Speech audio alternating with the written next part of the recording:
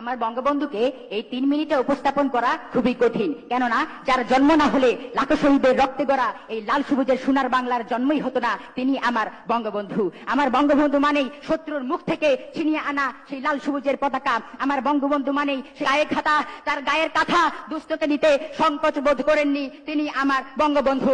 1948 সালের 4 জানুয়ারি যিনি ছাত্রলীগ প্রতিষ্ঠা করেন এবং আমার বঙ্গবন্ধু 52 সালে ভাষা আন্দোলন, 54 সালে যুক্তফ্রন্ট নির্বাচন, 62 সালে শিক্ষা আন্দোলন, 70 সালে সাধারণ নির্বাচন, 71 সালে মহান মুক্তিযুদ্ধ সহ অসংখ্য কাজে অসামান্য অবদান রেখে বাঙালিদের স্বাধীনতা অর্জন করেছেন। তিনি কখনো হয়েছেন খোকা থেকে মিয়া ভাই, মিয়া ভাই থেকে মুজিব ভাই, মুজিব ভাই থেকে বঙ্গবন্ধু, আবার বঙ্গবন্ধু থেকে জাতির জনক। তাই তো আমি গর্বের সহিত বলি, এই ইতিহাস ভুলে যাব আজ আমি কি তেমন সন্তান যখন আমার জনকের নাম শেখ মুজিবুর রহমান।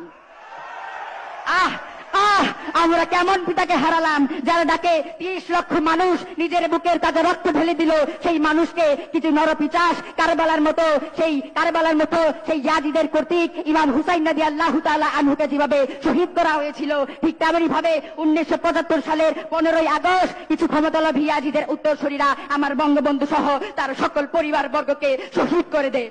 সেদিন যেমন ইমাম হুসাইনের সন্তান ইমাম জয়নাল আবেদিন বেঁচে গিয়েছিল, ঠিক তেমনি ভাবে বঙ্গবন্ধুর 2 কন্যা, মাদার অফ হিউম্যানিটি, ডিজিটাল দেশ গড়ার কারিগর শেখ হাসিনা ও শেখ রেহানা বেঁচে গিয়েছিলেন। তারা যেমন ইমাম হুসেনের কোলের শিশুকে হত্যা করেছে, ঠিক তেমনি ভাবে ইয়াজিদের উত্তরসূরিরা কালের ধারাবাহিকতায় বঙ্গবন্ধুকে হত্যা করে তারা ক্ষান্ত হয়নি। তারা তার কোলের শিশু শেখ রাসেলকেও নির্মম ভাবে হত্যা করেছে। তারা যেমন নবীর বংশকে ধ্বংস করতে চেয়েছিল, ঠিক তেমনি ভাবে তারা জাতির জনক বঙ্গবন্ধুর বংশকেও তারা ধ্বংস করতে চেয়েছে।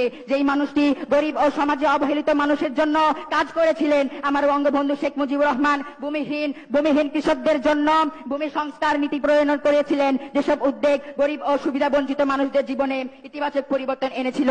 আর সেই নায়ককে তারা নির্মম ভাবে আমাদের কাছ থেকে বিদায় করে দিল। যুগে যুগে এমন ধর্মের উপর আঘাত, রাষ্ট্রের উপর আঘাত নতুন নয়, যা কারবালা থেকেই চলে আসছে। তাই আমাদের উচিত দেশ নেত্রী শেখ হাসিনার সাথে থেকে বর্তমান দেশদ্রোহী ক্ষমতালোভীদের প্রতিরোধে নৌকার জাতি হয়ে দুর্বার গতিতে এগিয়ে যাওয়া। জয় বাংলা, জয় বঙ্গবন্ধু।